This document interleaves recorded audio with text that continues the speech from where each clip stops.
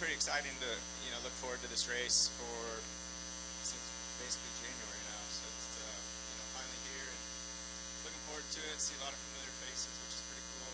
It's been a long time since I've been at a cup race or at a NASCAR racing Xfinity show, and just to be in here and see a lot of people that I haven't seen in a while it's nice. Yeah. Well, we're glad to have you here. If you have a question, please make sure to raise your hand. We'll get a wireless mic, and we'll start with Jordan. Jordan Bianchi, the Athletic. You have experience here, obviously, on 2004, that kind of thing. Looking at the track then versus now, how is it the same? How is it different? Yeah, I think much different. It's I was here 02, 03, 04, and then 2012, and all of those, very different. Those were much more similar, especially the first 3 years. 12 was a little different. I remember the track had, sealed it and done some different things then. But this repave is completely different. I was watching some of truck practice, and the lines are, pretty connected to the bottom still, and you move up some, but it looks you probably lose a bit of speed. So it'll be interesting with the weather though, and 87, 88 degrees tomorrow. I think that'll change kind of how the track feels and some of that stuff a lot. So hopefully it turns into a really good repaved track. You're joining a Richard Childress Racing team, had a lot of speed in its race cars this year with Austin or Jesse. What are your expectations and kind of managing that? Well, it's really, it's great to see those guys running well this year. They were last year as well, but to start the season really strong, and they've been up there each race. So I think for myself, just to be away from this for a while and come back with an opportunity and with a really good team, a solid team that races, not every weekend, but they do race a lot, the 33 team does. So it's a team that's put together, not just for myself, it's for others throughout the whole year. So it's, just a good opportunity to get back in a really good car, good organization, strong team, and get to go out there and see what we can do. We're going to go to the back, the right-hand side. Scotty Sprinkle, Raceface Digital. Outside of the test we had here in January, I'm curious, what have you been doing personally to kind of get ready and prepare for this weekend? I've been able to do some of the simulator stuff, whether it was at GM or at RCR, with the different ones, which has been really nice. I didn't do a whole lot of that, years back, but I've been able to this time around, and I feel like it's all much closer. It was nice to do it after we tested, and just to kind of see the similarities, how close it all was, and I feel like it's been pretty good. So hopefully that can translate and help a good bit here. And then other than that, just trying to really think about how the races play out, how the pit road stuff, restarts, practice, all the little things that go into a race weekend in a NASCAR level that get so when you're doing it all the time, it just happens. You don't necessarily have to think about that stuff a lot. And for me, I'll have to think about every one of those, little things that happen quickly throughout a race or the race weekend. And so just trying to be as prepared as I can, to not screw any of that, that little stuff up that'll cost you a lot. And then we're going to go to Bob up in the front. Thank you. Bob Pipers, Fox Sports. I have a couple. The first is that the Cup Series has gone back to tracks that you've raced at, such as Nashville, they had gone to for a while, as well as like North Wilkesboro and obviously race Bowman Gray. Was there any part of you that was jealous that they're getting to do that and you weren't? No. I mean, I've watched it and like that side of it. I only watched Wilkesboro and Bowman Gray and those places in the past. It was over by the time I came into the sport, but they've been really good to watch. Cool to go back to some of the venues that may not be as big of places, but the history, I think, of NASCAR and great racing is at some of those tracks. So Rockingham being one of those as well. So it's I like where some of that stuff seems to be headed, and the races, the shows that the teams and drivers have put on. And do you feel, would you like to see Cup race back here? Or, I know you race at places all over the country that probably aren't as, you race at a lot of grassroots places throughout. Yeah, I mean, I think a Cup race could probably be really good here. you know, like it used to be. I used to enjoy watching it or being part of it the 1 year I was, and yeah, so it might could be a great race here. I just was thinking on the way down this morning, and there's just so many racetracks, and I'm pretty sure this might have been why it kind of went away. It was just there's so many racetracks within a pretty close span, like maybe 6 or 7, that so understandable at the time. I wanted to get to California or Vegas, some of those tracks more, but yeah, I think this could be a really good track for NASCAR, and it's definitely going to be good for trucks and Xfinity this weekend. We're going to go to Matt Weaver next, then Chris Knight, Zach, and Steven. Matt Weaver, Sportsnaut. I would be remiss if we didn't have this press conference and not talk about your sprint car season, because this looks like a team that's capable of winning multiple races this year. So for one, how excited are you for the season, and how important would winning that first 410 race be for you? It would be good. It's been, at a national level, it hasn't happened, and I've won a lot at other levels. But yeah, to do pretty much the last 3 years, that's what I've done. I've been racing a lot of sprint car races, and they've all been 98% of them have been either World of Outlaws or High Limits, and that's so you're going to different tracks all over the country, different surfaces. It all changes, and that's the hardest part about any type of racing, let alone sprint cars. So I've chose to do that because to me that's the toughest place to be.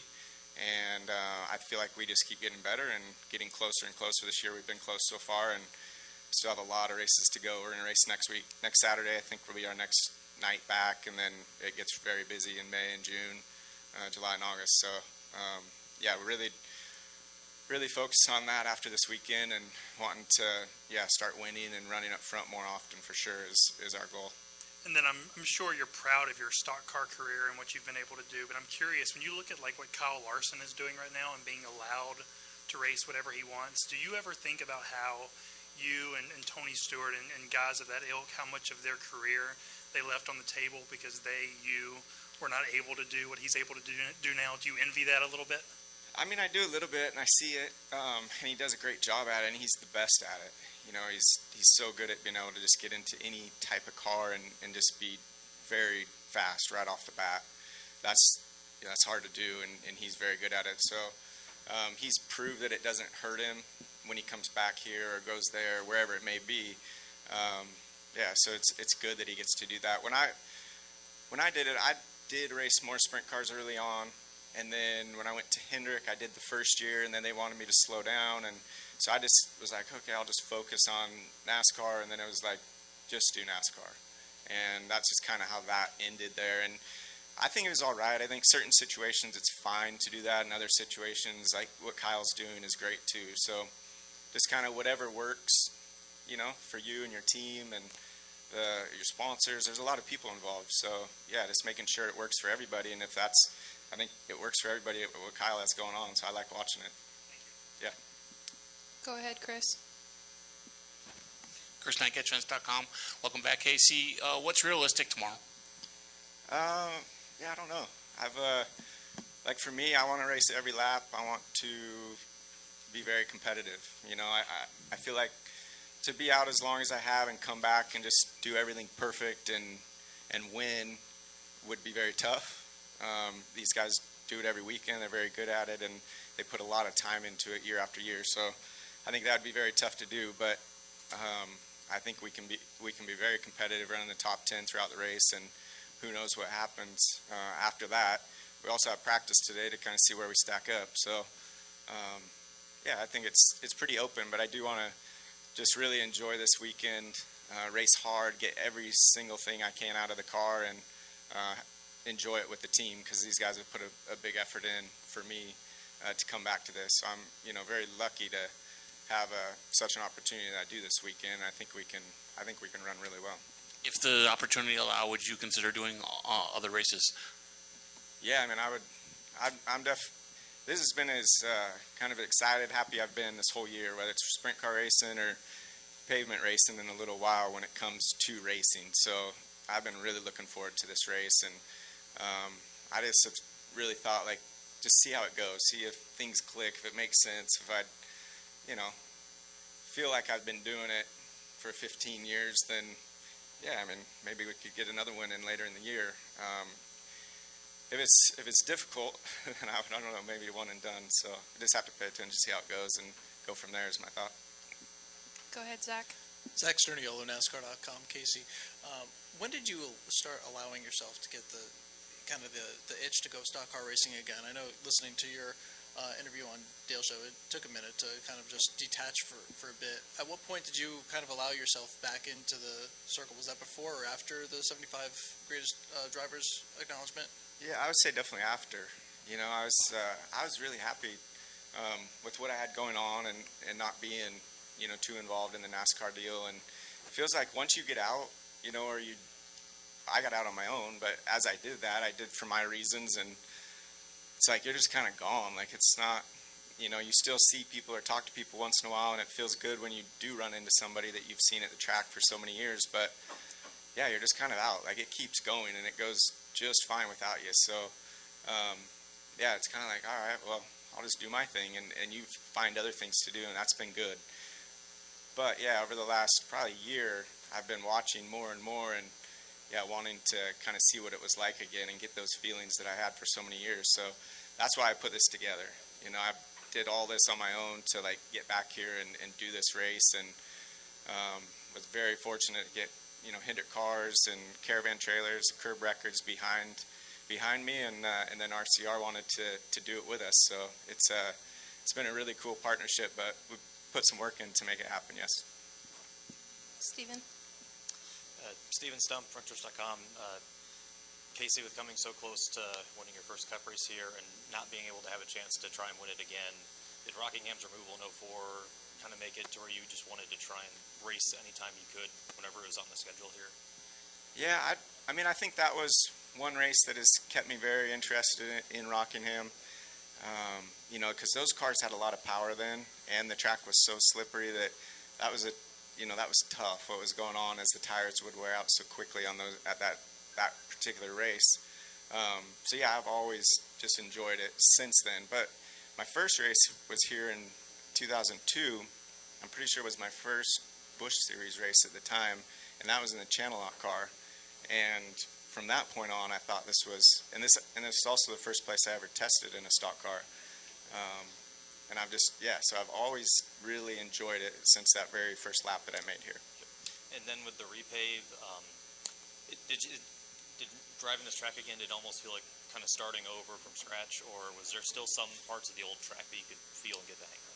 Yeah, you could see it, you could feel it. A lot of the same characteristics as far as the bumps and where they were and how the car moved around. It just seemed like the pace was up around the entire racetrack. You know, less off throttle time, a lot more wide open throttle time, but yeah, it still felt like Rockingham. Any additional questions for Casey?